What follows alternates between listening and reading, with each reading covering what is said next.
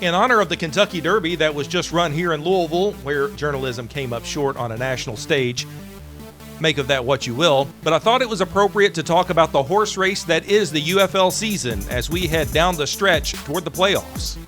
Let's take a quick look at the conference standings. Now in the XFL, it's DC on top with St. Louis second. DC owns the tiebreaker on the win.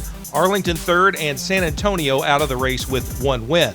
Same records for the leaderboard in the USFL with Birmingham on top, Michigan second because of the loss to Birmingham earlier in the season, Houston at 3-3 still alive, and Memphis out of it at 1-5. So let's head down the stretch to the UFL playoffs.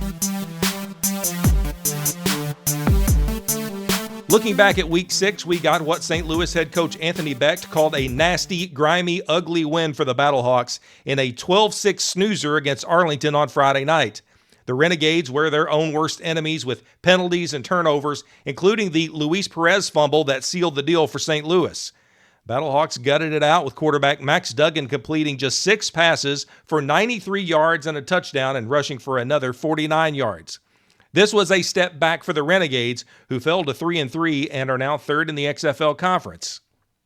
The next 2 games for Arlington are critical as they take on Michigan and DC in back-to-back weeks before wrapping up the season with matchups against also-rans Memphis and San Antonio.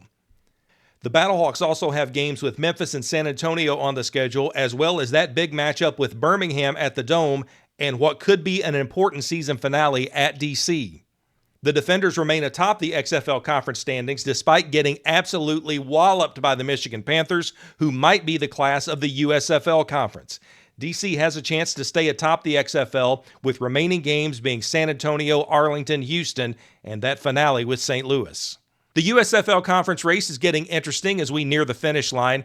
Hey, the Michigan Panthers, how about Mike Nolan? Got rid of this 2-quarterback system. He let Bryce Perkins take control, and did he ever take the reins at DC? The MVP candidate passed for 188 yards and 2 touchdowns, added 76 rushing yards and 1 rushing touchdown. He also added to his personal highlight reel in the 38-14 win over the Defenders. The Panthers head down the stretch with some interesting games. 2 games against Houston and 1 against Birmingham in the final 4 games. Now, earlier in the season, we would have thought those 2 games against Houston will just chalk those up to automatic wins. But the Roughnecks resurgence is a major storyline. Houston held off Memphis 21-20 in a nearly empty TD-ECU stadium. Now, the Roughnecks defense has been key in this run. Showboat's quarterback Dresser Wynn and new addition Wes Hills did some work on Houston, but the Roughnecks did enough to keep the Showboats at bay, including the sack and fumble recovery that gave Houston the lead for good in the third quarter. The Roughnecks might have the toughest final 4 games of the season, with 2 games against the Michigan Panthers and matchups with DC and Birmingham. Speaking of Birmingham, the chase for 4 straight spring titles is getting a little interesting with the quarterback situation going on with the Stallions. We are going to put Case in a bubble this week. It has been very, very difficult. Matt Corral, Alex Magoo, and now Andrew Peasley, they have all been hit by the injury bug, but luckily for Birmingham, they were hosting a San Antonio team last week that was just trying anything, like starting third-string quarterback Kevin Hogan. That was not the answer in the Stallions' 26-3 win. Birmingham hosts Houston this week, steps out of conference with a game at St. Louis, and then what could be an important matchup with Michigan, followed by the finale at Memphis. Who do you like as we wrap up the horse race that is the UFL season?